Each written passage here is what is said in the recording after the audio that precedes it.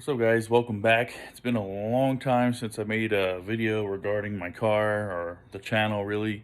So I'm going to take this time to go over what I've done, and I really haven't documented anything for the sake of just getting things done. I was tired of the car sitting, and it was just a lot of me just wanting to get done. So I apologize if I don't show any details, but I mean, I'm more than happy to always answer them. So let me show you what I did.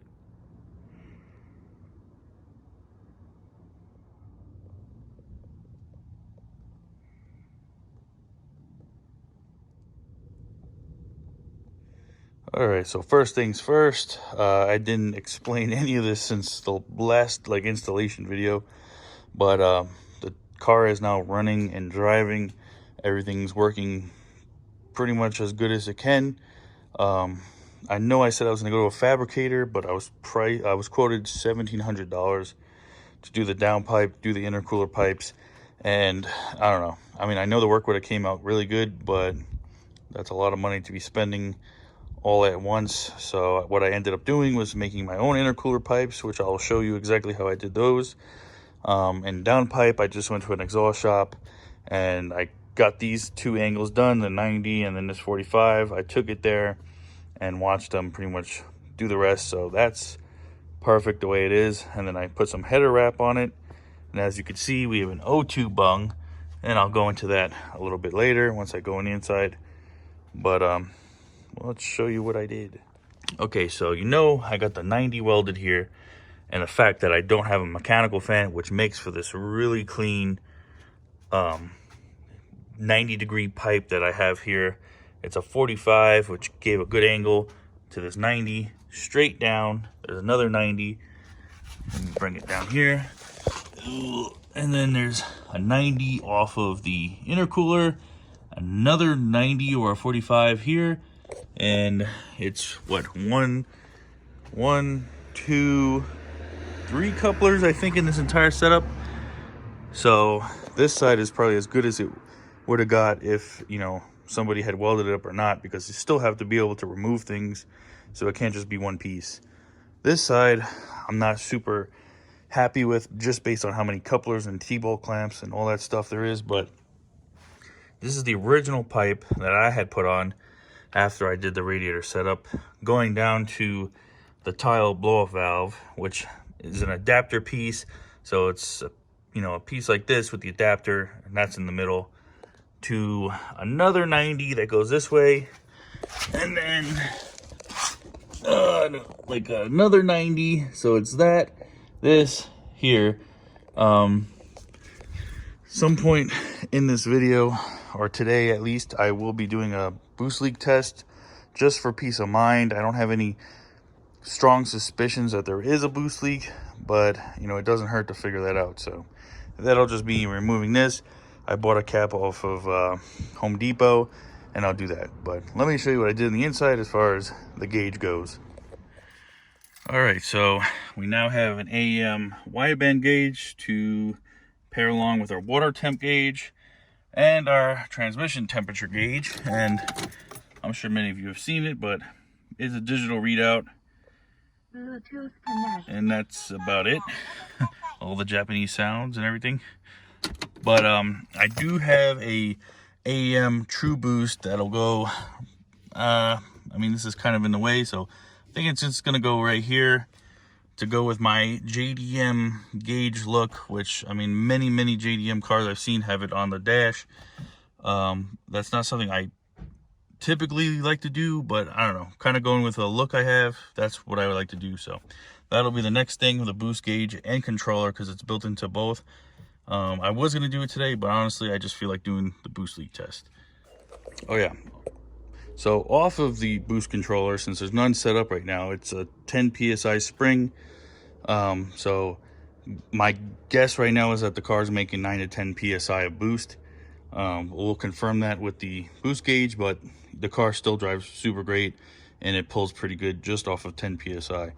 So let me start getting this off, and I will do a boost leak test. If that all goes well, we'll go for a drive. All right, so it didn't work out perfect. I was supposed to get a 3.5, not 4-inch. The turbo inlet is 4-inch. So I taped it up a million times. I checked that for leaks. It didn't leak. I bumped this up to like 20 psi and I sprayed everywhere. I loosened some clamps just to see, like, you know, I don't know where the leak would be, if anything. Like here, I loosened it. Okay, bubbles come out. Same thing over here, loosened that, bubbles came out, tightened it up, and then everything was still good.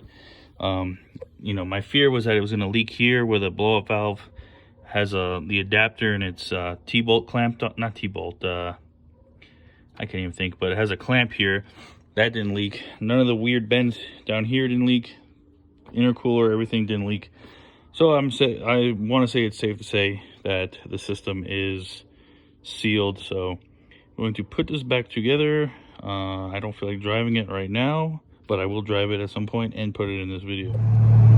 So the car isn't any louder or quieter, you know, on normal driving that I can noticeably say.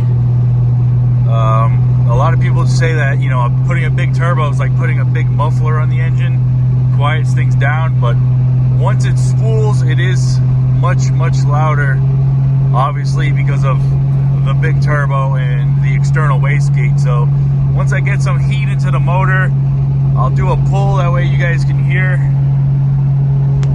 And yeah, I'm gonna spool it up so maybe you'll be able to hear the blow-off valve.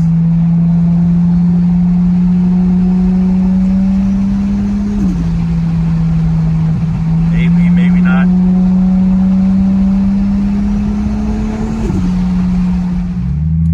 Alright, I put the windows up to cut the wind noise. Hopefully you guys can hear it. Let's go.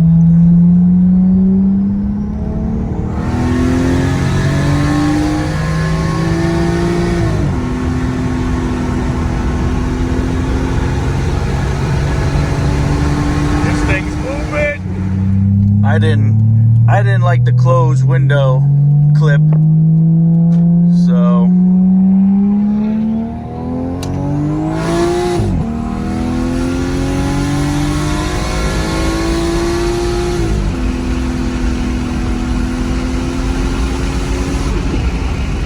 that's a better one. Although it's automatic, once it's up in the RPMs in 2, it takes off. It moves pretty good. I can get it to pop. I can get the exhaust to make a pop sound. Let me see if I could do it.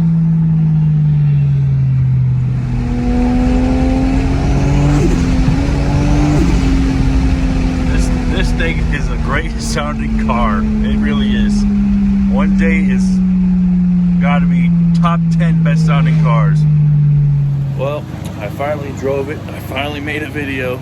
The car is super filthy. The engine bay is dirty. The car is dirty. I'm gonna have the car detailed. Me and my brother-in-law are gonna do it this Saturday, so hopefully post some new pictures of it because I haven't posted anything recent. I have to install the boost controller / boost gauge, the AM True Boost. What else I gotta do? Start acquiring 6-speed parts. I have the transmission already, so I just need to get the parts to do it and try to grind out some more videos. So put some motivation in the comments, get me back into making videos. I do enjoy doing them.